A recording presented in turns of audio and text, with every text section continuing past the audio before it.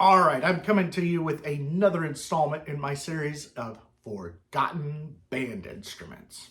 And today we're going to look at another brass instrument. Now, don't expect me to play this too much because I suck at brass. I'll play a few notes to give you an idea. But this little guy right here, this is an E-flat flugelhorn, aka a soprano or sopranino flugelhorn, or a Petit Bugle. Germans call the instrument a flugelhorn. French call it a bugle. The Italians call it a flicorno. Particularly, this size would be the Flicornino. So, what is an E-flat flugelhorn? Well, this is obviously a flugelhorn pitched a fourth above the standard B-flat flugelhorn. It's a third higher than written, so it's an E-flat, a minor third, above written pitch. It is, with all flugelhorns, the modern flugelhorn that you know, the piston valve, this is a type of sax horn, or at least what we would call a sax horn. At some point, I'm going to do a deep dive video into what is a sax horn, because it's a much murkier subject than most people think it is.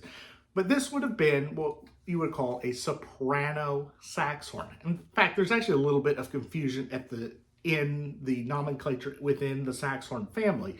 What's an alto? What's a soprano? What's a sopranino? What's a piccolo? There is a piccolo that is actually higher than this still, but they were very rare. In fact, the most common example of a piccolo sax horn in B flat, that is a fifth above this instrument, would be the Mahillon piccolo trumpet.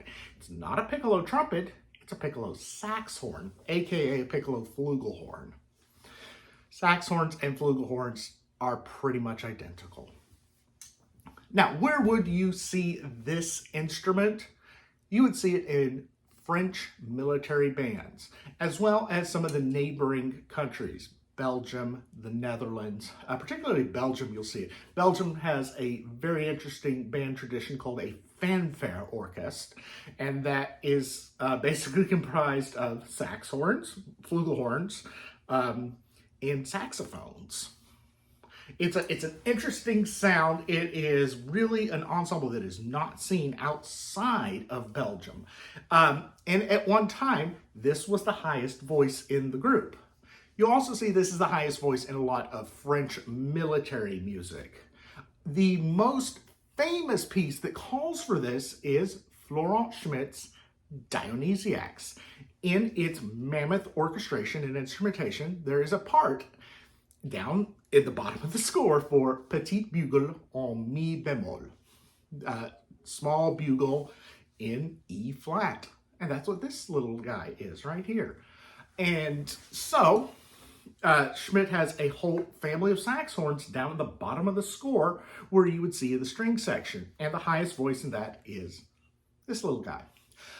Now, this presents problems in modern day performances of Schmidt's music because nobody has these. Nobody plays these instruments anymore. And that part is often left out. Even in what you would consider a more authentic performance, where they're not doing a modernization of the piece using a more modern band setup. They are using Schmidt's original orchestration.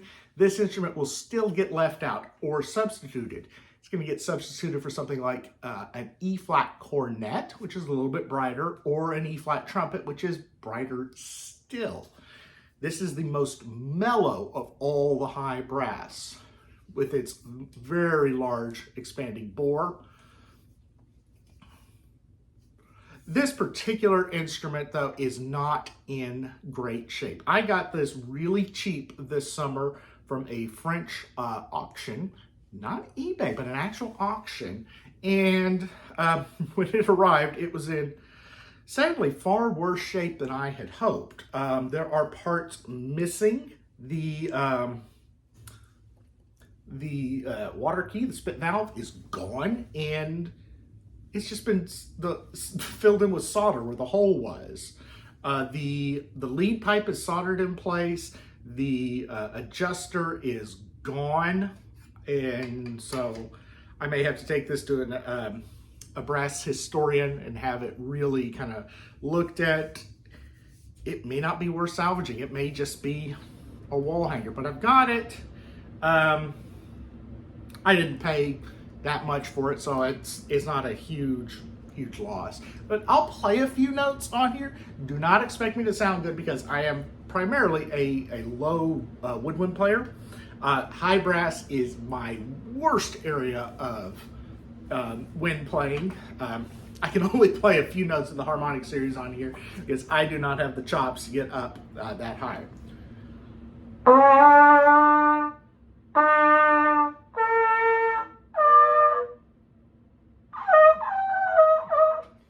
Told you.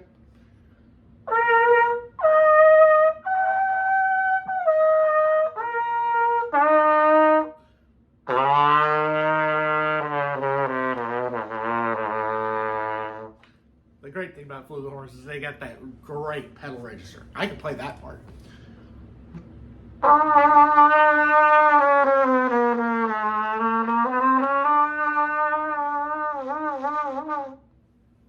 And this tiny little mouthpiece here.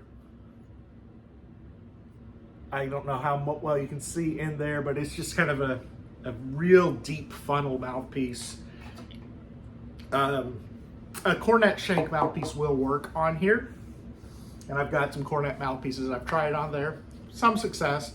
But that is the E-flat flugelhorn. It never caught on outside of France, Belgium, the Netherlands. Never in the US, never in the UK either. But I'm curious, have you ever seen an E-flat flugelhorn? Ever played one? Ever thought about writing for one? In fact, I didn't even include a part for this in my Symphony 3, which includes everything. It's like, at some point it's too much. But now I have one. If I could play it, I could put a part in, but I'm not going to. I'm not going to make any changes at this point.